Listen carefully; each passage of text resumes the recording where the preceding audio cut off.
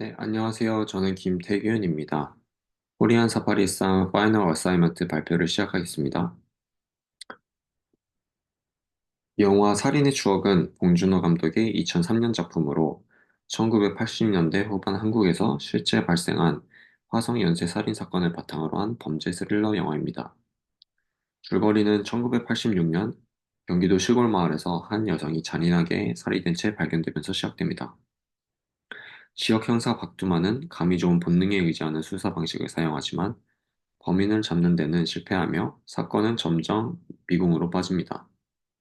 서울에서 내려온 형사 서태윤은 과학적이고 논리적인 수사 방법을 고수하며 박도만과 갈등을 겪지만 함께 사건을 해결하기 위해 고군분투합니다. 수사가 진행되면 진행될수록 비슷한 수법의 살인사건이 연이어 발생하고 형사들은 여러 용의자를 추적하지만 결정적인 증거가 없어 번번이 실패합니다.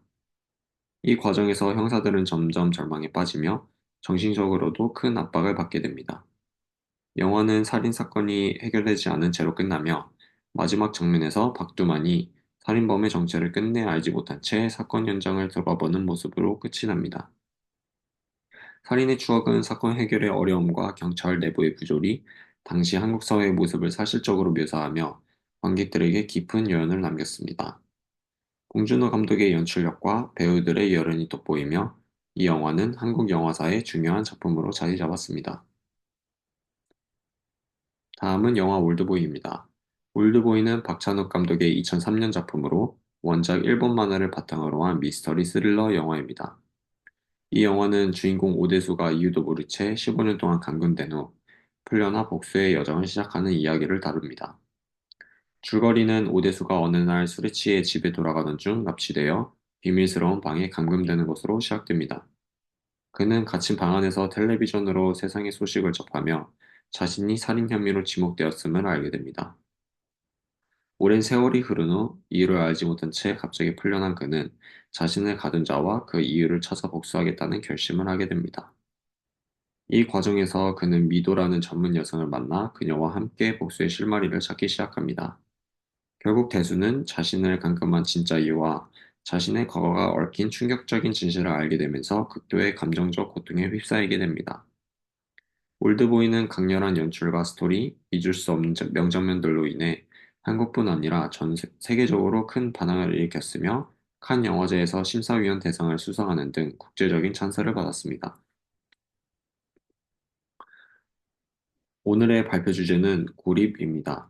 봉준호 감독의 살인의 추억과 박찬욱 감독의 올드보이 두 작품 모두 고립이라는 주제를 담고 있지만 이를 시각적으로 표현하는 방식에서 뚜렷한 차이를 보입니다. 저는 이 두 영화의 미장센을 중심으로 고립이라는 주제를 어떻게 전달했는지 비교 분석하겠습니다. 우선 영화의 배경에 대해 설명해 보겠습니다. 먼저 살인의 추억입니다. 왼쪽을 보시면 이 장면은 고립은 물리적이기보다는 정서적이라는 표현을 할 수 있습니다. 형사들은 끝없는 이어지는 수사 실패와 미궁 속으로 점점 외부와 단절된 듯한 모습을 보이고, 이를 시각적으로 전달하기 위해 봉준호 감독은 황량한 들판과 어두운 경찰서 같은 현실적인 배경을 사용하였습니다. 특히 비 내리는 날의 진흙탕 장면은 형사들의 무력함과 사회적 고립을 시각적으로 표현합니다. 반면 올드보이는 고립을 물리적이고 극단적인 방식으로 표현합니다. 주인공 오대수는 15년 동안 감금된 채 방 안에서 고립된 삶을 살게 됩니다. 이 방의 단조로운 색감과 제한된 소품 배치는 그의 폐쇄된 심리를 상징하고, 이후 그가 밖에 나와 복수를 시작할 때 영화는 화려한 도시의 네온 사인과 대비되는 폐쇄적 구도를 통해 고립감의 여운을 이어갑니다. 다음은 영화의 색감과 조명에 대해서도 보겠습니다. 조명과 색감의 차이도 두 영화에서 아주 두드러지게 차이가 납니다. 살인의 추억에서는 자연광과 어두운 톤이 주로 사용되면서 현실감과 차가운 분위기를 전달합니다. 사건 현장의 칙칙한 색감과 흐린 날씨는 형사들이 처한 상황의 고립감을 강조합니다. 반면 올드보이는 강렬한 원색, 극적인 조명으로 고립을 표현합니다. 특히 붉은색과 푸른색의 대비는 오대수의 복수심과 고독을 상징합니다. 어, 강근된 방이나 그리고 마지막 장면에서도 단조로운 색과 매우 세계의 화려한 색감은 그들의 고립감이 단순히 물리적인 것이 아니라 감정적인 것임을 강조하고 있습니다. 다음은 카메라 워크와 구도입니다. 카메라 기법에서도 고립이라는 주제가 명확히 드러납니다. 살인의 추억에서는 핸드헬드 촬영과 긴 테이크를 통해 사건 속에서 방황하는 형사들의 심리적 고립을 표현합니다. 특히 인물들이 넓고 황량한 공간에서 작게 배치된 장면들은 사건 해결에서의 무력감과 외부 세계와의 단절을 상징적으로 보여줍니다.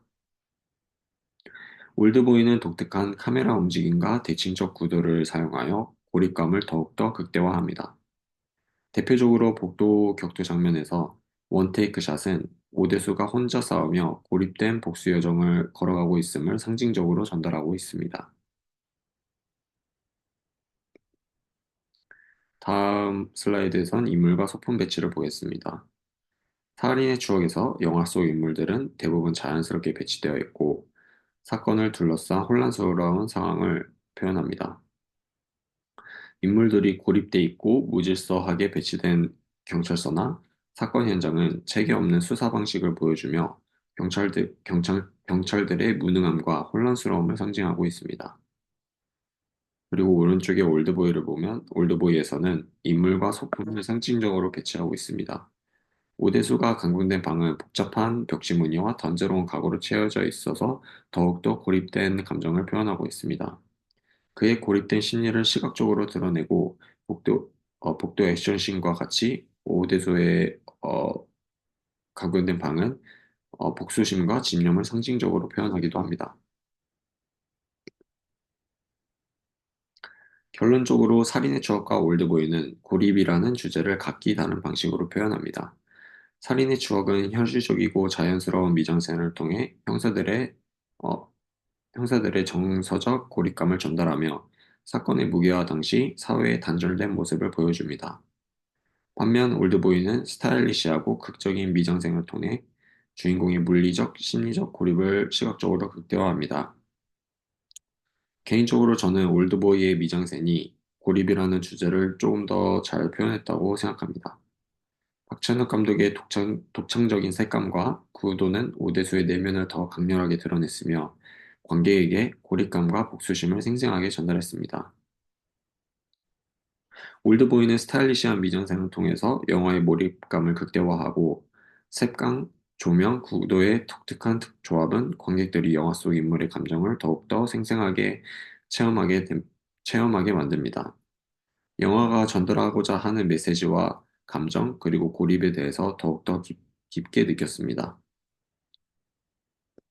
이로써 저는 영화의 살인의 추억과 박찬욱 감독의 올드보이에 대한 고립, 그리고 미정센의 차이에 대해서 발표를 마치겠습니다. 감사합니다.